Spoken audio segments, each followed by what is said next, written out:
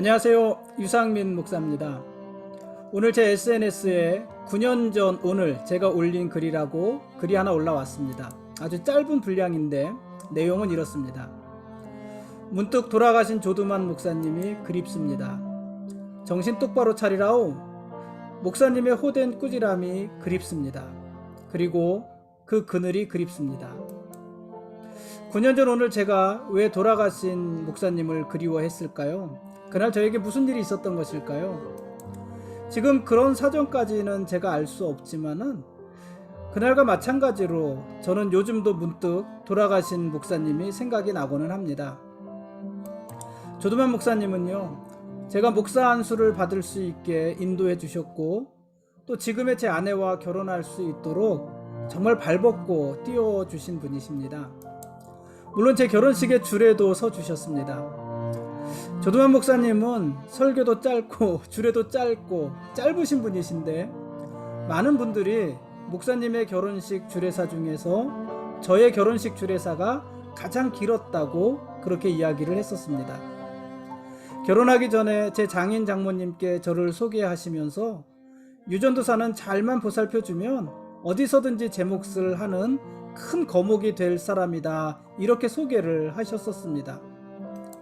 그 말씀을 항상 제 마음에 간직했는데 사실 저는 아직도 찔레나무입니다. 조두만 목사님은요, 찔레나무는 가져다 쓰려 해도 쓸 곳이 없는 나무라고 말씀하셨었습니다. 그런데 제가 그런 나무가 된 것 같아서 지금도 죄송합니다. 어느 날 조두만 목사님이 병원에 입원하셨다는 소식을 듣자마자 바로 병원으로 갔습니다. 그런데 제가 병실에 막 들어가기 전에, 병실에 도착하기 바로 직전에 목사님께서는 숨을 거두셨습니다. 목사님 사모님께서 돌아가신 목사님 모습이라도 보라면서 자리를 내주셨습니다. 손은 여전히 따뜻한데 가슴엔 숨은 없었습니다. 그날 돌아가신 목사님과 함께 신수동 교회로 갔고 그곳에서 3일간 장례를 치렀습니다. 장례 행렬이 나가는 날은요, 참 안타깝고 아득했었던 기억이 납니다. 돌아가신 조두만 목사님은 실력 있는 학자셨고 영감 있는 설교자셨고 수십 권의 책을 쓰신 지필가셨고 또 마음 따뜻한 목회자셨습니다. 가난한 신학생들에게는 식권을 대주시던 스승이셨고 많은 목회자들의 결혼을 성사시켜 주신 중매쟁이셨습니다. 전도사들을 불러서 꾸짖을 때는 오금이 저렸지만 혼자 계신 어머니 고기 사드리라며 봉투를 주실 때는 무뚝뚝하지만 아주 다정하신 분이셨습니다. 9년 전 오늘 제가 돌아가신 목사님을 왜 그리워했는지 모르지만 만일 지금 목사님을 찾아뵐 수 있다면 여쭙고 싶은 말들이 참 많습니다. 근데 그럴 수 없는 현실이 안타깝습니다. 오늘 말씀 보시겠습니다. 오늘 읽을 말씀은 역대상 27장부터 29장까지 말씀입니다. 역대상의 마지막 부분입니다. 성전 봉사자들의 조직을 재정비한 후 다윗은 군대와 행정 조직을 개편하고 강화했습니다. 또 왕실 재산 관리자들과 참모들을 임명하면서 명실상부한 신정왕국의 기틀을 마련했습니다. 구체적으로 보면은요, 다윗은 12명의 지휘관 아래 24,000명씩 12반의 상비군을 편성해서 한 달씩 교대로 복무하면서 나라를 지키게 했습니다. 군인들은 한 달간의 복무를 제외한 나머지 기간에는 자기 집으로 돌아가서 생업에 종사할 수 있었습니다. 다윗은 지방 행정관들도 세워서 이스라엘 지파를 관할하게 했습니다. 특히 중앙에서 행정관을 파견하지 않았고요. 지파의 사정을 세심하게 고려해서 지파에서 신임받는 자들을 중용했습니다. 이를 통해서 다윗은 혼자가 아니라 함께, 모든 이스라엘이 함께 하나님의 뜻을 따라서 정의와 공의로 세상을 다스리고 또 하나님 나라를 구현하고자 했습니다. 다윗은요 또 왕실 소유의 가축과 또 국고를 효율적으로 관리함으로써 백성의 세금을 줄여 주었습니다. 자국인과 타국인을 가리지 않고 능력과 특성에 따라서 폭넓게 인재를 등용했고 또 왕실 국고와 재정 관리를 그들에게 맡기기도 했습니다. 이어서 역대상 28장과 29장은요 22장의 내용을 반복해서 기록을 합니다. 그러니까 역대상 22장의 내용들을 바로 이어서 기록을 한다는 것입니다. 다윗이 여호와의 성전을 건축하고자 했지만 그럴 수 없었던 이유, 그리고 다윗이 아닌 솔로몬이 여호와의 성전을 건축할 것이라는 그 이야기들을 반복해서 기록을 합니다. 역대상 28장에는 22장에 없었던 이야기도 물론 있습니다. 바로 성전의 설계에 관한 이야기입니다. 역대상 28장에서 다윗은요 성전의 설계에 대해서 아주 구체적으로 이야기를 합니다. 성전의 복도와 곡간과 골방과 속죄소, 또 성전 뜰과 사면방, 섬기는 일에 쓰는 모든 기구, 그릇들, 등잔대와 진설병을 놓는 상과 향단, 이런 것에 대해서 아주 자세하게 기록을 합니다. 근데 이런 설계의 내용들을 보면은 하나님께서 시내산에서 보여주신 성막과 그 기구들과 거의 동일합니다. 그러니까 이 솔로몬의 성전은요 성막의 연속이라고도 볼 수가 있어요. 그러니까 이 솔로몬의 성전 역시도 뭐라는 얘기냐면은 하나님의 시내산 언약을 성취하기 위한 방법이라는 얘기입니다. 그리고 이 성전도 성막과 동일한 연장선상에 있음을 보여주는 것입니다. 역대상의 마지막 장인 이 29장에서 다윗은 성전 건축을 위한 자신의 헌신을 이야기하면서 온 회중에게 자발적인 동참을 촉구합니다. 이에 지도자들과 백성들이 즐거운 마음으로 참여하자 다윗은 그 모습을 기뻐하면서 하나님을 송축하며 기도합니다. 그 내용을 기록하고 있습니다. 다윗의 기도의 핵심은요, 모든 부와 귀가 여호와로 말미암고 여호와께서 만물의 주제가 되셔서 손에 권세와 능력을 주시는 분이다, 이렇게 찬양을 합니다. 다윗은 모든 것이 여호와께 속하였고 또한 여호와께서 모든 것을 주신 분이기 때문에 자기가 여호와의 성전을 위해서 드린 것, 이스라엘 백성들이 여호와의 성전을 위하여 드린 것들은 모두 주의 손으로부터 받은 것을 드린 것이다, 이렇게 고백을 합니다. 그러니까 하나님께서 주신 것, 하나님께서 주셔서 내가 받은 것, 그것을 다시 하나님께 드린 것이다, 이렇게 고백을 합니다.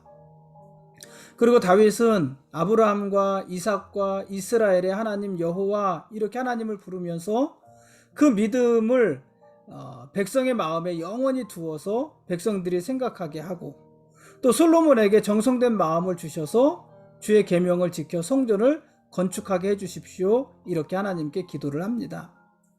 그리고 온 회중들도 여호와를 송축하고 풍성한 제물을 드려서 여호와 앞에 크게 기뻐하며 먹고 마셨다, 이렇게 성경은 기록을 합니다. 지금까지 역대상 27장부터 29장까지 역대상 마지막 장까지 말씀에 대한 길라잡이였습니다. 내일 읽을 말씀은요, 역대상에 이어서 역대하 1장부터 4장까지 말씀을 보겠습니다. 내일부터 11일 동안 역대하 말씀을 읽겠습니다.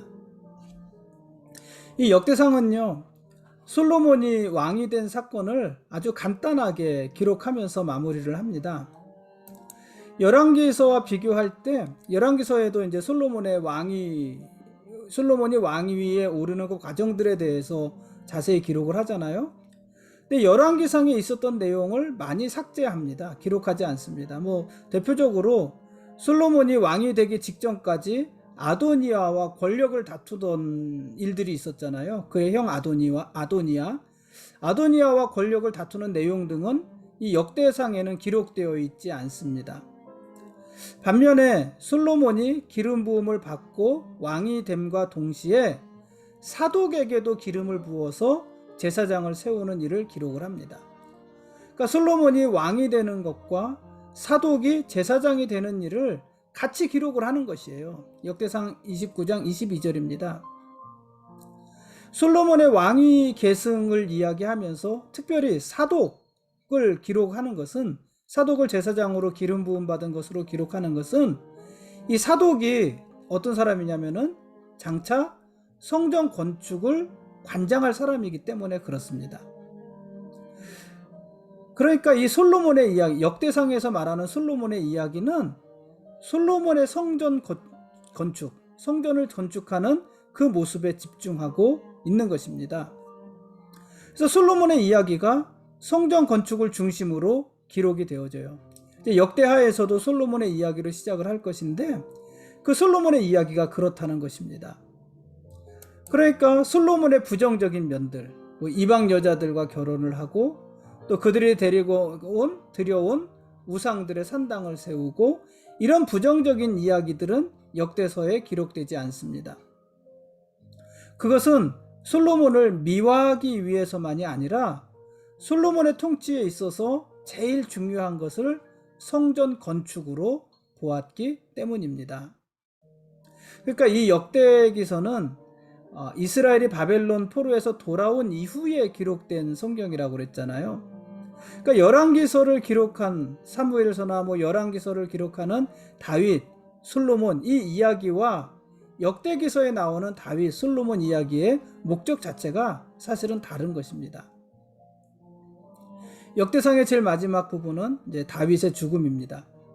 다윗은 30세에 왕위에 올라서 40년간 온 이스라엘을 통치하다가 그 아들 솔로몬에게 왕위를 물려주고 죽었습니다. 다윗은 성실과 공의, 정직한 마음으로 주님과 함께 또 주님 앞에서 살았고요.